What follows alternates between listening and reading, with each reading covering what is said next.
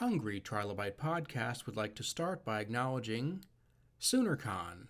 Set sail once again for the high seas of Oklahoma's longest running pop culture convention. A fun weekend awaits you full of cosplay, shopping, celebrity autographs, panels, and the after hours events. Set up in the Embassy Suites in Norman, Oklahoma, you'll find a fantastic geeky weekend, June 19th through 21st, 2026. Visit Soonercon.com for details. On tap this evening, we have Jeri Ellsworth. How are you doing today? I'm doing wonderful. Got your Got my coffee cup of there? Yep. coffee late at night. I'm ready to go.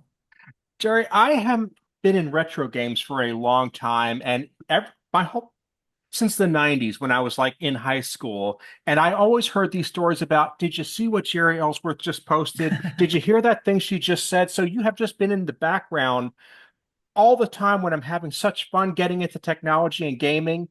And I'm not having a lot of fun lately. And wow, Aw. your words are still kind of resonating with me. So I really wanted to reach out to you and kind of see where your head was at with so many things going on in the world today. Oh goodness. Yeah. I still retreat back into my childhood memories with my retro gaming computer stuff. I'm sitting in the office right now for your audio listeners, but the whole office is set up like a museum. There's a whole hallway through just full of everything that I lusted after as a kid. There with the excuse of like, well, we need to look at the past to look at the future. Attend a lot of retro events too, which is, great, great fun.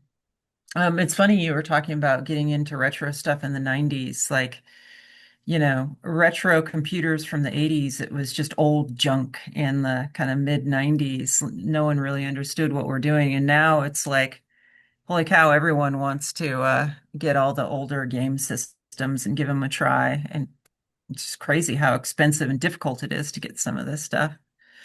I always like to make that distinction when I tell people that I'm into this stuff because and it's not that I think I'm better or anything, but it's like I wanted to say I got into collecting Nintendo games when they were still basically new. Just maybe they weren't the hot thing anymore, but I was still buying them.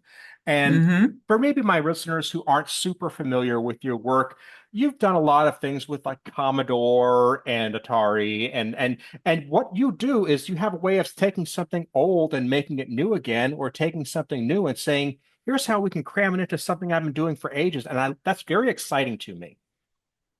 Yeah, yeah. I mean, kind of to your point you're asking about like, how do I keep things fresh and exciting is like, I remember getting to meet Nolan Bushnell from a founder of Atari, and one of the things that came up in our first conversation, he's like, you know, play is kind of the same over like millennia. It's kind of the same basic mechanics over and over again. It doesn't matter if you can only put 16 pixels on the screen or if you can put, millions of them. And so I draw a lot of inspiration from kind of tried and true, mechanics. You know, if it's like I'm working on a product that's, kind of playful. I don't always design products that are playful, but I try to slip stuff in as Easter eggs and things like that to keep me from going too crazy. Um, yeah, the current projects I'm working on is I have a startup. It's been going for 9 years now. We're doing AR glasses for tabletop gaming and collaboration. So you slip on these glasses, it has a very clever optical system that makes it very comfortable to wear, unlike VR and some of these other systems, but lets groups of people sit around the table and just see holograms pop up out of the table, kind of like Star Wars chess, if you remember, on the Millennium Falcon. Exactly like that. That's what it looks like. So I've been having a lot of joy, like, doing that. It's one of the more magical projects I've ever worked on because you know, anywhere I go, like anyone I show, even though like our current product is, kind of on the tail end of the first generation, you would think, a lot of tech just comes and goes so fast and has very little value. This thing, it's like, geez, like our Gen 1 product's like 4 years old and it still gets the same oohs and ahs and, people keep buying them like crazy. So it's pretty great. Um, I feel like I'm kind of cursed in that I really latch on to things that don't seem to have a lot of legs with the general populace. I like the Virtual Boy, for crying out loud. Okay, I legit Yeah, that's a did. cool product. And when everybody went for VR, I saw AR tools in things like the Nintendo 3DS and thought, oh, I kind of like this. So when you say you're Hmm. doing an AR product, I'm actually thinking, I want to hear more about this. I want to see where this goes because that's cool to me. And it's been a while since I said this is cool. Yeah, thanks. Yeah, I got kind of hooked on AR when I was working at Valve Software. So Gabe Newell, founder of Valve, recruited me in. He's like, I really need someone really creative to help me put together the hardware R&D department. And he gave us kind of this loose mandate. He's like, make games so that the whole family can participate. He's like, currently at Valve Software, they have this platform called Steam for your listeners that don't know.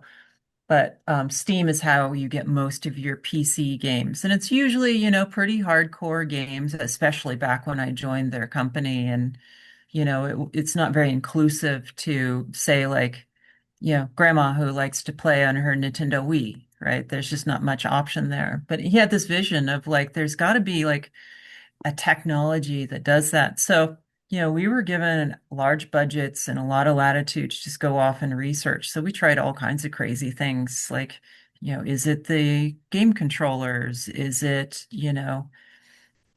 the should it be motion controllers? Should it be a hybrid of that? Should it be VR? Should it be AR? So we got to try a lot of things and dump a lot of money into it just to prototype, not having to worry about productizing it.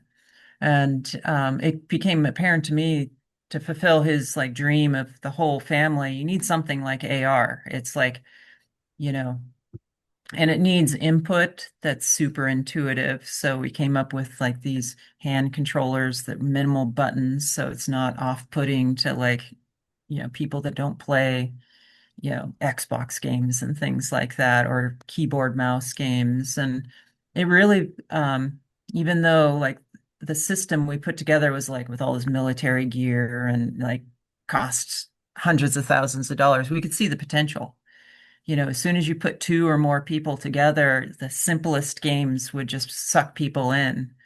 Um, the kind of funny thing that, I discovered, as you put like two or three people together playing these games, it's not always about the game itself. It's kind of the meta game on top of the game, which is kind of cool. It's like, the alliances you form briefly and then you defect over to your other friend and just it heightens the game. So you don't need, you know, a billion polygons being generated by your graphics card. It just has to be solid, you know, gameplay, and you just let everything emerge from that. So that was really a magical time being able to work on that. And actually I mentioned earlier this clever optical technique that allows us to makes it comfortable and low cost to build. I actually developed it there and bought the technology from Valve Software when they decided to go a different direction and not do the AR gaming, system.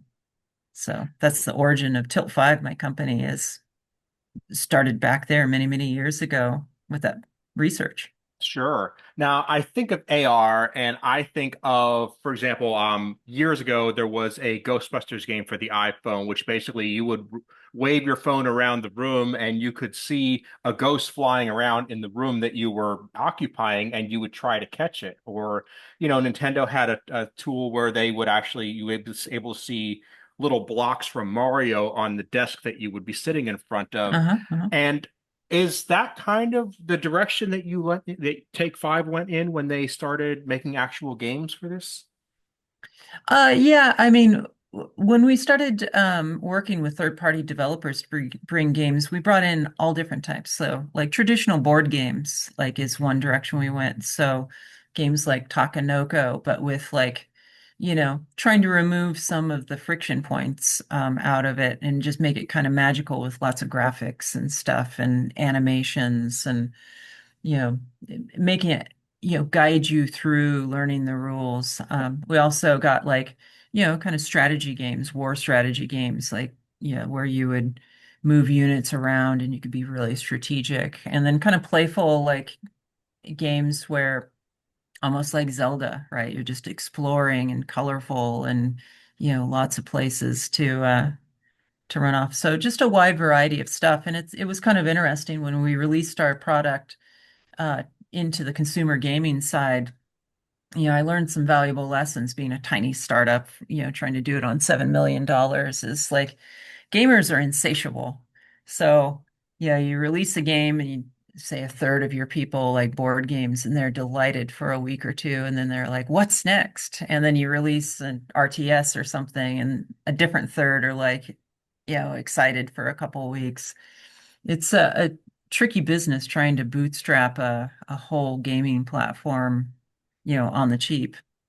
In recent years, our product has been used a lot in schools, which is really makes me happy. A lot of schools have been adopting our system to do lessons or put it into their computer gaming labs where they're programming games and exploring this. A lot of business use cases where they need to visualize, data sets or molecular models and things like that. A little less playful and exciting, but kind of cool to think that our system's being used to do gene folding that might be, helping create the next medicine. Absolutely. And something that actually makes our health better is as a reason to get excited about tech again.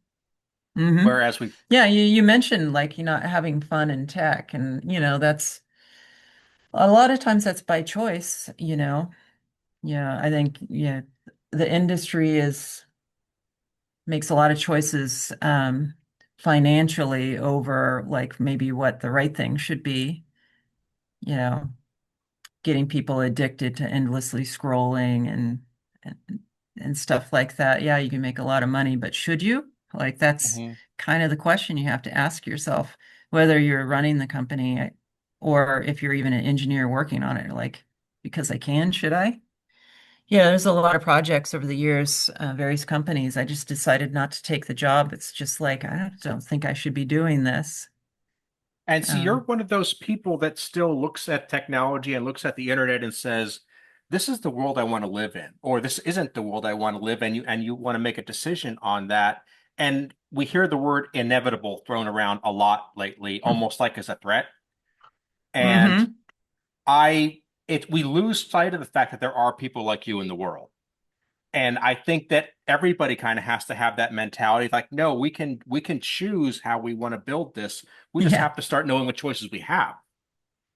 And I think the market will also direct that over time. Is like, you know, there's a lot of indicators that people are getting tired of the endless scroll and, things like that, and AI slop, you know, and, I think there's going to be like some interesting shifts. Like, when we were kids, being old timers, we went out and touched grass every once in a while, and, we did analog board games and stuff like that. And, you look closely and you're seeing like, things like board games like taking off like crazy.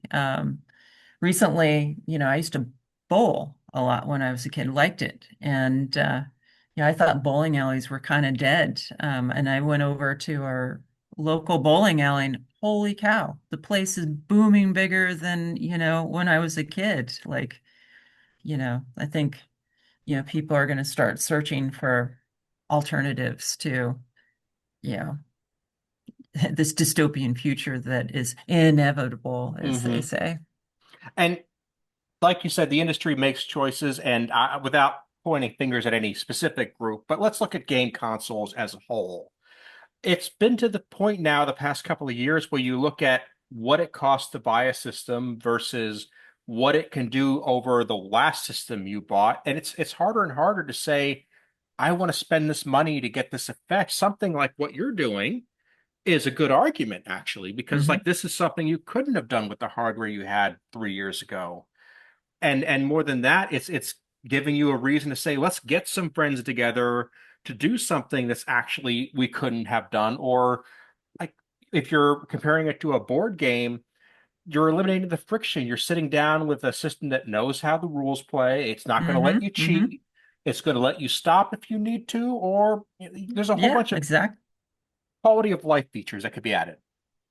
Yeah, a company that I admire a lot for their focus on the customer is Nintendo. I mean, there's a lot of complaints about, Nintendo, how they operate as a business, but when it comes to the customer, I think they, time and time again, and they have their flops every once in a while, but time and time again, they can take very simple things and technology. It doesn't have to be like the biggest NVIDIA graphics chip in there or the biggest, processor to make good games. Like, you just look back at some of their runaway successes. The Wii didn't stack up against, a lot of the game consoles back then. The Switch, right?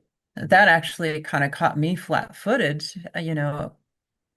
At Valve, we were like scratching our head trying to look at reports and trends and figure out like our handheld gaming devices like dead. Like, is there ever going to be, another like runaway success? And they took the Switch was a decent piece of hardware, but it wasn't like quantum leaps, you know. They know how to like make really solid game experiences for the right price point, and they just do it time and time again. It's pretty cool. Like in our office, I have like a giant area dedicated to Nintendo itself, and um, when I bring VIPs through, investors, or like, folks, there's a walking tour. I take them through and I give them the history of gaming. First, we go into the Atari room, and in the Atari room, I have Atari devices there. And right next to it, just across the way, is Magnavox, RCA, Coleco, some of these big companies that were head to head back in the day. And who cracked the code? It was a bunch of like Yahoos sitting in a crummy old building, kind of like what I'm sitting in now, that cracked the code for games. You had RCA, which was a mammoth company back then, Magnavox, a mammoth company, you know, but you really needed to like to really focus on the customer, and sometimes it comes from like the company culture itself. And then I walk them over to Nintendo and show them all the different Nintendo artifacts, and like this is why this particular Nintendo device was superior. Like it didn't have, bigger, better, anything in it. It was just better designed looking at the customer. Anyway, it's just, and it works like a charm. It's like you get, these VIPs that come through, you get them in the right mindset. And then, of course, you can go like, well, and then, of course, our DNA is like that too. Mhm. And they don't stand a chance, and they have to. That's, and this doesn't come out of nowhere. I think it's mentors throughout my life really helped me, you know, understand the user experience, and it started a long time ago. And it came from early mentors when I was a teenager that, taught me a lot about electronics, but also taught me a lot of like valuable like life lessons, you know, business mentors that helped me in some of my first businesses that kind of gave me a sensibility about how to run business and think about return on investment and like customer satisfaction. And then, working at various companies, like worked at a couple toy companies, they know user experience. They're great at it. And that's primarily what they think about. And working with the old timers that have made hundreds of toys that were successful. It's amazing. It's you know, they obsess on it. They don't care about the technology. Like one of my mentors, he was like, if I could sell a piece of wood and it's the most fun toy, that's what we're using. It doesn't have to have transistors or processors or anything in it. It's like experience first. And then it just led to just a lot of the projects I worked on, like that just came along with me. Um, and even, sorry, I'm rambling a little No, no, bit, please. even on like the more dull projects, I worked on the navigation and telemetry system for the Astra rocket. And the CEO of the company called me in because they were in really a bad situation. They had to get this rocket off the ground, and some team members had left. And he just turned to me to just figure it out. And I actually brought some of that in with me as I came in and started working on it and working with the team. It's like, who are all the stakeholders in this company for this computer? Like, that was the first thing I wanted to know. And it turned out, like, as I started just talking to people in the company, like, the people that are running the consoles that are monitoring, you know, the countdown, and all of the, you know, screens they called it, just the status of it, the people that, make the strong back that lifts the rocket. Like there's, you know, sensitivities they have. There's the people that do the gimbling of the motor and do the motor control.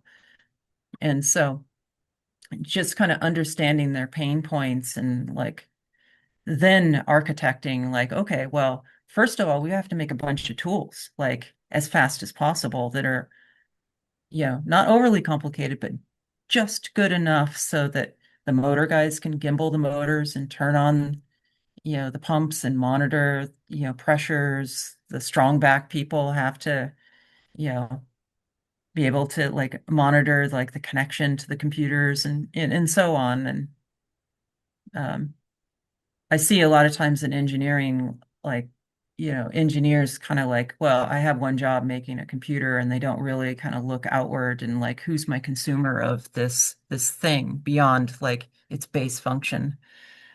Um, anyway, it ended up working out well for them. Like a bunch of these tools that I created super fast that were very minimalistic. They ended up launching their first rocket using these like really like minimalistic tools, like in a very manual way, like turning GPSs on manually because, Wow. they were under such a time constraint. They couldn't like automate everything in time. So, um, I don't know. Again, I'm rambling, but having that customer focus helps in non-consumer customer Sure. um, And there's a whole situations. lot to unpack there that I'm super like impressed by here. But one thing I can just think of is one of your early positions that you had in your career was that you owned a couple computer stores. Yeah, And what a great time. I would bet. I mean, I worked in one after college, and all I can think of was at that point in time computers as a consumer product were still very new. They were hitting the mainstream, and the tools, like you were just mentioning there, were still very crude in a lot of ways. Hmm. And they were more crude if you didn't actually know what you wanted, which a lot of people didn't. And I find it remarkable that I'm just going to say, somebody who has your talent, your level of talent, which is astronomical, Oh. can also sit there and get to know customer service and what the user wants and the user experience when the user themselves doesn't know. That's a conversation we've almost forgotten how to have because tech is Yeah. now such a part of our lives that we just accept it. But at that time, you had to give them the vocabulary to ask what they even wanted. Yeah, yeah. It's that was a big growth period for me. So prior to the computer stores, I had started a business in high school. Long, long story, but my father owned a gas station. I'd always been around cars, we had a local quarter mile dirt track nearby. I thought it was the coolest thing ever. Got into racing, started building chassis, working with mentors that taught me how to fabricate tube chassis, working with mentors that taught me how to set the cars up and the dynamics of the car. And of course, I was, a nerdy electronics kid, so I was automating my car a little bit, putting telemetry on it. Speaking of telemetry and different things, made my own traction control system at one point, and it was like really fun doing that. But, coming straight out of high school into that, I was really rough around the edges. I'm hanging out at the racetrack with the knuckleheads swearing like a sailor, you know. And so yeah, I did quite well with racing, but I knew it wasn't the career I was going to do forever. It's a hard life, right? And I went to one of my friend's house, who was a friend from high school, And, he had started his family, he had his house, and he had made a man cave. And in the garage, he had his little computer room that he put together, and he had a 486 computer. And he was telling me, like, I tricked a wholesaler for electronics to sell me all these parts at wholesale. And he's like, this computer is like a $1,200 or $1,500 computer, and I built it for 500 or 600.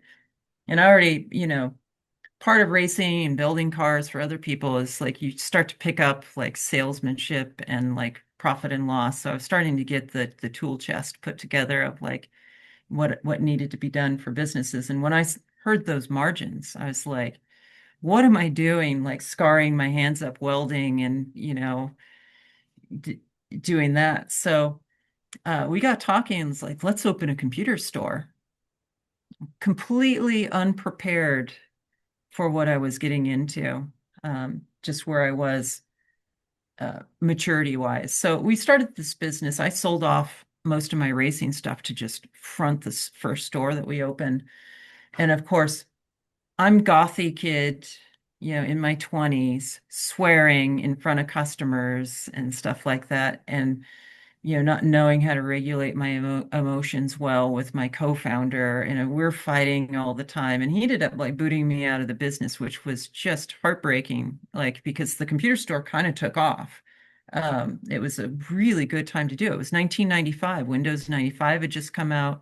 Everyone's getting AOL discs in the mail. Everyone wanted to get on email. Um, when he booted me out of the business, I went back to my apartment. I'm sitting there just like sniffling and crying and really upset about this and couldn't believe it happened. And, you know, I didn't know my rights of like being a business owner and all kinds of stuff. And um, I called my father up, who's always been a big supporter of everything that I've done. Like, oh, what should I do? And a little bit of my backstory. I dropped out of high school to get into racing because I was just making so much money racing cars. And he's like, you should get your GED, go back to school, get your life on track. And, it was a good run, but I got mad instead. So I'm like, he can't do that to me. So I ended up like scraping together as much money as I could. I ultimately moved out of my apartment to get the deposit back, rented this, used to be an old barber shop with one chair in it, just down the road from where his business was. And I opened up my own computer store through the old barber chair out into the back alley and tried to bootstrap that business. And uh, didn't have a lot of money for inventory. So I'd go to his dumpster and get all the colorful boxes for the video cards and sound cards and just put them all over, the store, fixtures and walls and stuff, make it look like I had inventory. So I really was robbing Peter to pay Paul, to keep the business going. Like a customer would come in like, oh, I want this sound card. I'm like, well, I'm sorry, that one's reserved. If you give me half, I'll, get it in here in a couple days.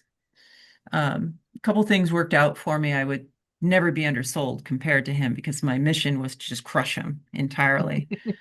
Um, but this is when a really great mentor kind of like came into my life. Across the street was a insurance salesman who, took a liking to me. He'd come over and actually he would bring me food. He's like, "You're too skinny." And it was true. I wasn't eating a lot because I didn't have a lot of money. So I was living on ramen noodles and whatever was cheap.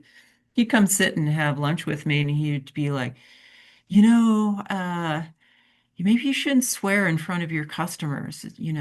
There's this thing called relatability. And so he's talking about it and he, very gently like nudged me in the right direction. It's like, you know, you're growing up. Maybe you shouldn't like do the gothy thing, Doc Martin boots is not, you need to present yourself in a trustworthy way. And, he was very successful. And so I kind of absorbed that slowly over time with resistance in different areas, but then kind of cleaned my act up. And boy, hey, wow, business took off like crazy. Ended up running the other guy out of business, which I heard through the grapevine many years later. He's like, geez, I should have never like pushed Jeri out of my business because she's vicious. Yeah, I still have that edge, which, it's helpful sometimes to have an edge. Expanded into 5 stores. It was a great time. Boy, we were just learned a lot about hiring and firing, like finding passionate coworkers. That was, you know, we were all like a bunch of 20-year-olds, they're just passionate about computers. Learned about ethics, right? Like grandma comes in wanting an email computer, like you got to be ethical, right? You got to give her like the computer that met her needs. She doesn't need a 3D FX card in there for that. And you make mistakes every once in a while. Your eyes get bigger than they should be, and you know the grandkids come in and scold you for like overbuilding grandma's computer. And it's like, oh yeah, that was kind of not good that I did that. And yeah, I just grew a lot during that time. And it just was booming. It was just booming back then. And then it went bust real fast. Um, Everyone got on the internet and all the low cost leaders showed up like E-machines and Gateway and Dell all had low cost machines. And so all our margins evaporated. But um, don't regret it at all. It was a wonderful time. And I can see by that process there and that environment that's where I see the connection between you go from that to being able to look at uh, a rocket ship and saying, okay, who's going to need this and how do I build those tools and how do we get from point A to point B? That makes a lot of sense to me. It's an evolution over time. Like I don't think you can be taught like in a college course like how to internalize that. It's just like you got to screw a bunch of stuff up. You got to like listen to the wise gray hairs that come in and talk to you and internalize that as much as you can. And you know, then you turn into a gray hair, which is interesting. Um, yeah, a funny thing about the stores. So when we started hemorrhaging money, I learned a very valuable thing about business, and it was partly because I was naive, and that's the extreme transparency with everyone that you're working with. Um, I don't think I've ever had anything bad happen by being transparent. So, like when we started losing money and it started getting really tough, I was just transparent with the employees because, I felt it was right. Like we might be out of business in a number of months or weeks or whatever. So everyone knew exactly where we were. And what was amazing is, a few people left, because, you need to be compassionate for them. If like they're really need this job, they should go search and find another one.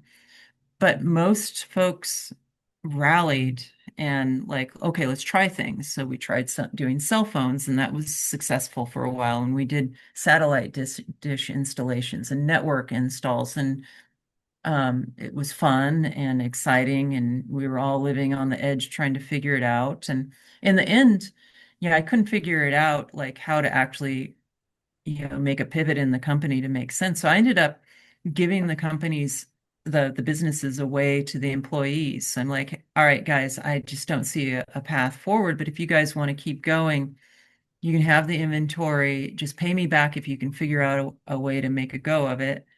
And, they're yours. And so, some of the employees took some of the stores. We shut down some of the stores. Most of them failed, and not surprising because it was really rough out around year 2000. But one store is still there today, which is amazing in Canby, Oregon. I never went back and said like, "Hey, where's my inventory?" I don't know if it changed hands or anything. I didn't recognize anyone when I went in there a few years, but kind of a funny thing happened when I went in there because one of my obsessions was facing shelves. So, I would frequently drive between the different store locations and always wanted to look really nice. So I'd face the shelves and wanted people to face the shelves. So I went into the store 20 years later or whatever, and I just immediately just while I was waiting for someone to come out of the back, I was just kind of facing the shelves and didn't recognize the person and just had a brief conversation like, oh yeah, I used to own this business eons ago. So it was really heartwarming to see that it was still going. It's heartwarming that there is even the business, much less that it was yours at one point. I mean, both are awesome, but to actually know that excite. I remember when I was really getting into this stuff, mid to late 90s, there was what they call the computer show in my area. And I know they had them all across Hmm. the country. And they actually ran the same advertisement for all of them because they were all owned by the same company. They would just put in different venues based on what the market was. And you'd go in there. I'm explaining this for the young ones, so because I know you know this already. But you'd go in there and you'd see this giant agricultural hall convention center full of like picnic tables with very hastily assembled Hmm. storefronts on them and people selling things of questionable legality and Yeah, and a and lot of software. uh-huh and some of it worked, some of it didn't. You had to even know what you were looking at just to take a stab at it. But that was the thing. It's like you could, with the right knowledge, make yourself a great setup. And if you didn't, if you screwed up, it was still fun because it was weird. And Yeah. you didn't just download an app. You didn't just order it from Amazon. You didn't even just go to Best Buy. You said, what can I make out of this mess? And to see that happen in your area, in your case, I'm just glad. Yeah, those days are, largely gone. Yeah. You can build a custom PC, but it's not like those days. There was so much variety and so many choices, and that was half the fun. Like at our stores, you know, people would just come hang out, you know. And, internet was fairly new, so information didn't travel as fast. It's like so there's always like the rumor of like, well, I heard S3 is going to have a new this or that video card, and it's you know you it was very communal.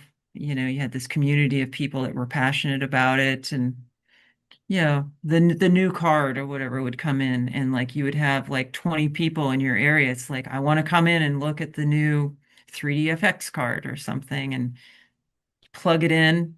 They'd all be like gathered around, and yeah, you'd spend 20 to 40 minutes like fighting drivers and plug and play, and you finally get it going and just enthralled at like, wow, this is the future, it's now. And And yeah, again, it was really fun. yeah. And you all had at least some idea of what that future was going to look like. You were literally building it with that graphics card in some cases. And Hmm. you had that social aspect that I think kind of think you're going at with your AR device there. Because so much of, like you said, with gaming and this stuff is that it's a way of building a social net. I hate to say social network because that has a whole different meaning these days Hmm. that I don't Yeah. want to, but it builds this social community in ways that was very difficult before this. We still have a chance to get people together who have a common interest, a common goal, and we're just trying to get away from all the commercial stuff that gets in the way of that. Yeah, I think these trends ebb and flow. I mean, we started off the podcast talking about like, oh, things are heading in the wrong direction, and oh, it's not as good as it used to be. But I think, people just kind of go through these times, and then they kind of long for community and face-to-face time. I think we are going to see a resurgence in like analog things. It might be like the days of uh LAN gaming, right? We used to just everyone would bring their PCs in, and we would just hook them up and play Counter-Strike or whatever. It's like, super fun. And you see that it's like, there's events in Europe that are just amazing, where like used to be called Breakpoint. I forget what they call it now, but 3 or 4 thousand people get into like a giant warehouse, and they code demos, they do LAN gaming, just get together. It might be old stuff, but they're also like coding up like new fancy, software demos on, modern PCs, becoming hugely popular. Yeah, we didn't even touch on just what you were saying there. The homebrew of new software for old consoles, old computers is a way of people going back and saying, we want to give this platform more life because this limited hardware gave us more freedom and more connection than what we're seeing now. So I didn't even make that connection until right now. So thank you for that. Yeah, it's interesting. AI is like the spooky boogeyman in the corner. Like, is it going to disrupt things? And I have mixed feelings about it. Like, I hate the slop stuff out there. It's tedious. I hate looking at it, and I think a lot of people do. And I think the market's going to correct for that. But it's a pretty interesting tool. Like I've been through a couple transitions like this through the years doing engineering where there's new automated tools and the old timers are like, I don't want to use the automated tool. It won't produce the same quality, where I've always been a little more bullish on it. But I always look at things as like, you know, tools with the right architecture on top of it can be quite powerful. Like, for example, I was going to the Vintage Computer Festival in SoCal, and I wanted to make the world's longest TI-99 computer. The joke in retro collecting is there was this 1979 computer that their peripherals, instead of like connecting them in some reasonable form factor, they just would stack onto the side. And so they had a lot of peripherals, and they never intended someone to have every peripheral plugged in. So like the record was like 4 or 5 feet long of peripherals. And everyone thought that was like the extent of what you could do with making a long TI-99 computer. Um, but I had this plan. I came up with, devised a way to add more peripherals onto the end of it with some tricks. But just before I went down there, like a week before I went down there, I have a super rare early version of the TI-99 4. It's not the 4A for those that actually know that computer. And there's this particular ROM chip in it that blew up, and there's no replacements out there because it's so rare. I'm sorry, I'm getting to the AI point. Um, like, so I needed to replicate this thing, and I could just do it myself, right? Just straight up. But, it would probably take me 40 hours of reading data sheets on how this weird, word serial EEPROM works, and then prototype it and then build it. And I was like, I don't have time. And I actually used Claude Code, just fed it a ton of data sheets, like, okay, parse this, tell me what the architecture should be to emulate it. Came back with some insanity. I'm like, no, it needs to be architected this way, and then let it free to do this software emulation. And, you know, it almost got it in the first shot, you know, partially because I knew enough about, architecture to make sure that it was going to do the right thing. After a couple corrections, it actually made a software emulation of this ROM chip that worked and got me to the show. I would have never been able to pull it off. It's like, great, this is a tool, you know, I did something that I couldn't have done. Probably not the most efficient, but I don't care. I had a processor that was 20 times faster than the original computer that it was going into, but, you know, super useful that way. And I mean, that's something, I learned. I did chip design for many years. And, when I got into chip design, it was right after I closed my computer stores. It's something I always wanted to do. And it's a tough business. It takes a lot of diligence building these chips. But I came in at the time there was this transition to a lot of automated tools that could just do a lot of it for you. So you could describe the chip in kind of a high level descriptive language, and it would turn it into all the AND gates and OR gates and stuff. And you wouldn't like connect them explicitly like the old timers did. And it was interesting, kind of coming into it at that point where the old timers are like, it's so inefficient doing it this way. Like I can make, carefully connecting all these logic gates together, I can make a chip that's much more efficient and smaller and cost effective and lower power. But what it did is this transition, a lot of them, just retired because they weren't refused to go to this kind of synthesis model, and a lot of them adopted it, and they were great at it because they had like the architecture mindset and they could make sure the tool was doing the right thing. And what it meant for the industry is we went from, Pentium processors with hundreds of a million transistors or something in it to now like that accelerated how complex the chips could be because you didn't have to describe them down at the transistor or the gate level. You could describe it more functional at a high level and, just let it be a little inefficient, but, the functionality like 10x to overnight. Sorry, long-winded story, No, but no, and I would be remiss if I didn't at least acknowledge that a fairly significant percentage of my Blue Sky posts are complaining about AI. So I mean, I just want yeah, to acknowledge for this. I'm with you there. Yeah, I acknowledge, and I don't do this a lot, but one of the problems with the whole conversation is that there's been a deliberate confusion of AI tools that produce a useful output or have the potential to produce a useful output and ones that have no potential ever to produce a useful output. Yeah, And agree. that confusion is intentional by the very people that we started off this conversation saying are bad actors in the whole industry. So, No, I yeah. mean that is Silicon Valley in a nutshell. Like um every month at our office we hold a mixer, which is really fun. And I bring in a lot of old timers. The deal is it's not a Tilt 5 event. It's a Jerry buys beer and pizza. We all get together on a Friday night and we just go until we're tired, usually until 2 or 3 in the morning.